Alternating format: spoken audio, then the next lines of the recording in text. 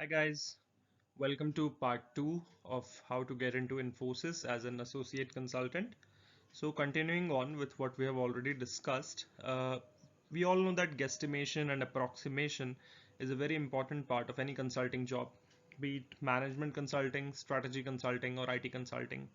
You have to have a sense of what the end goal is and what are the possible factors which are going to affect the path that you take to reach that end goal, right? So how do we learn guesstimation? How do we learn to approximate, right?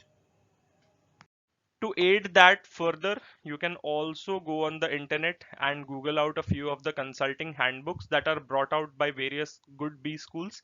Like I know for a fact that IIM Ahmedabad has one. Maybe other premier IIMs or maybe other premier B schools will also have consulting guesstimation handbooks. So get a hold of that, go through the processes that are given in there. In your own B school also you might be having a consulting club. You can talk to those people who are enthusiasts in consulting.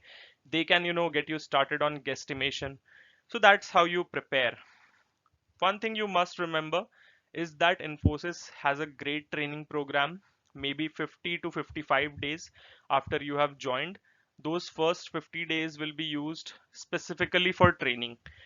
First 10 to 15 days will be generic training. You will be taught software development life cycle, design thinking, some more things about agile, what is lean, what is scrum, maybe a little bit of Six Sigma.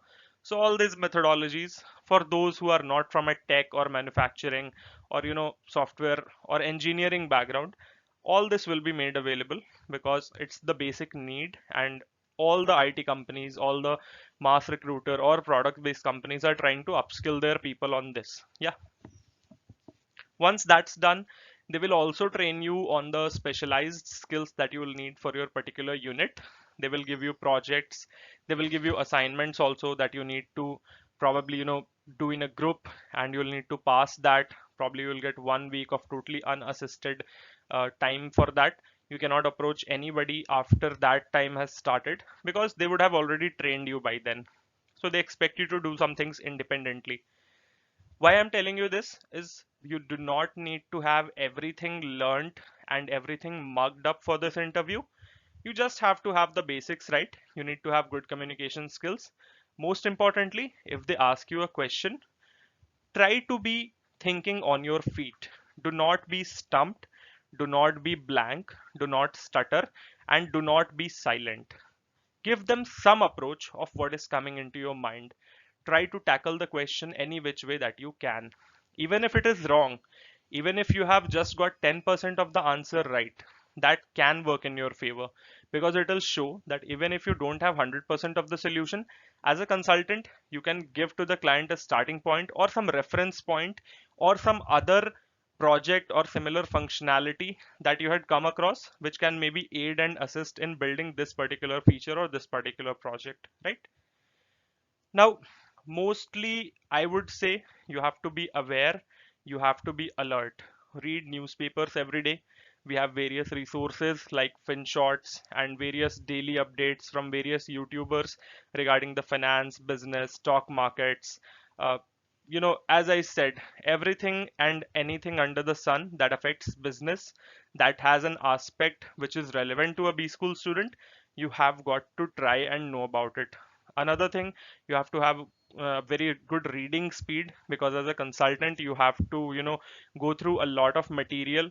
You read maybe 50 or 80 page document in a very usual sense.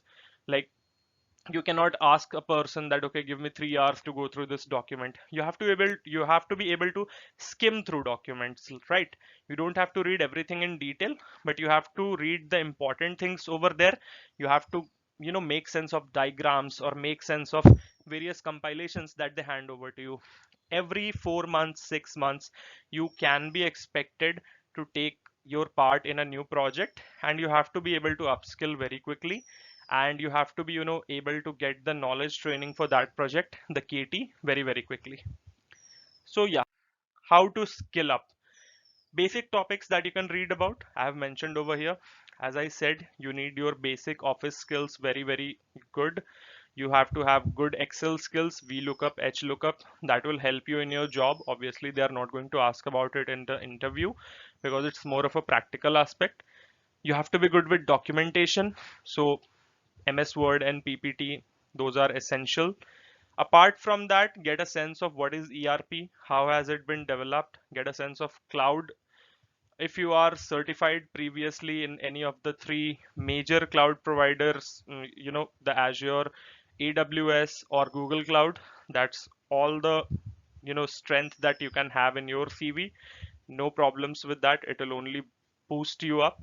You can also go for some of the MOOC platforms like Coursera, edX, Udemy.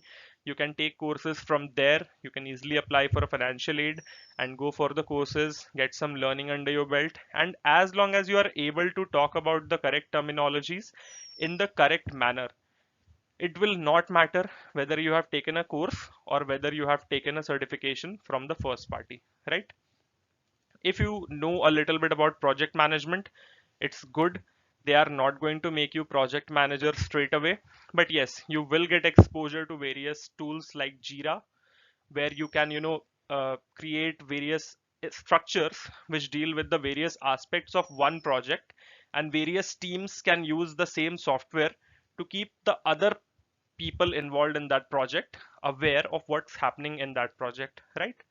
So as I said, Lean Six Sigma, good communication, all that will help. Now I'll try and compile a list of courses for you to go through before you sit for this particular interview. Some resource materials also I'll be including over there. So if you are interested, you can just go down in the description and give a look-see to those. Yeah. Now, who is the interviewer?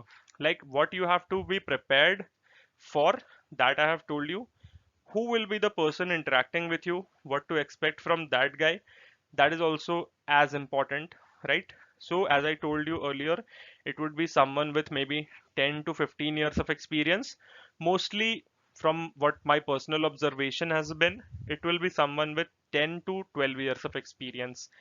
So you are going to be an associate consultant, then comes senior associate, then comes consultant, then comes senior consultant, right? After that, what happens that people go on to become lead consultants, principal consultants.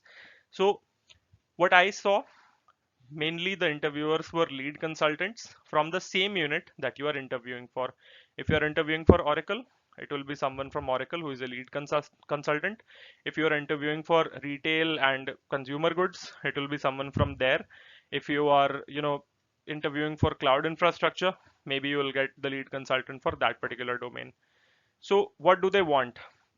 They know you are noobs. Okay, they don't expect you to know everything. They don't want you to tell them everything. Frankly, nobody likes a know-it-all.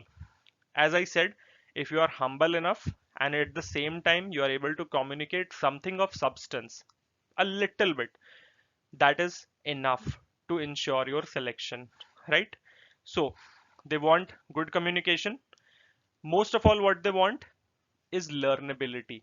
As I said, they will provide you with all the training that you need. They have an internal training website portal as well, which has thousands of courses that can skill you in any area or any path that you want to pursue. You want to become a cloud specialist, you can do that. There are tons of courses. You want to become a programmer, go for it. There are so many resources, you will probably be exhausted before the resources are, right? If you want to become a leader, you can have leadership training in various technologies like cloud, or maybe programming, or maybe project management, Scrum. You can pursue Scrum Master certifications as well. So everything is there for the taking. Now the interviewers, they always like a hard worker. They want someone who has done a lot of things, who has had exposure to a lot of things, and who is willing to talk about those things. Now, why would you be able to talk about something? You would only be able to talk if you have actually done something. If not doing, if you have actually seen something being done. So the basic point is that you have to have exposure to various fields, right? You as an engineer cannot only expect to be quizzed about your engineering background. You have to be ready to deal with questions from the current affairs as well. If an election has, been conducted recently, you have to be able to answer questions related to the election, right? What is the political atmosphere like in the country or in the region that you belong to? So you get my flow, right? Anything and everything that has some connection to you, you have to be, coming across as a aware individual, right? You don't have to, come across as someone who puts their head in the sand and is not able to grasp or observe the things that are going around them, right? As I already said, learn about technology, be proficient. Just go to Coursera, type cloud computing basics course, and that will get you up to speed. Just a one pager article on software development lifecycle, that'll get you ready. You are going to be working in an IT enabled environment, so it's good that you learn the basics: software development lifecycle, project management, agile methodology. Why are we using agile methodology?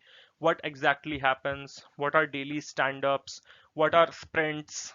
All these things, if you have a basic grasp on, definitely it will help you. I'm not saying that these will be the make or break factors, but yes, if you are aware of them, you'll avoid a lot of shocks or avoid a lot of unpleasant unawareness, and the interviewer will get to know that okay, you have perused and you have researched about the field that you are interviewing for, right? So as I said, learnability, adaptability, good communication, familiarity with technology, and awareness, all of that will matter in your selection. So that was my short crash course for how you can make it as an associate consultant at Infosys. If this helps you, do let me know.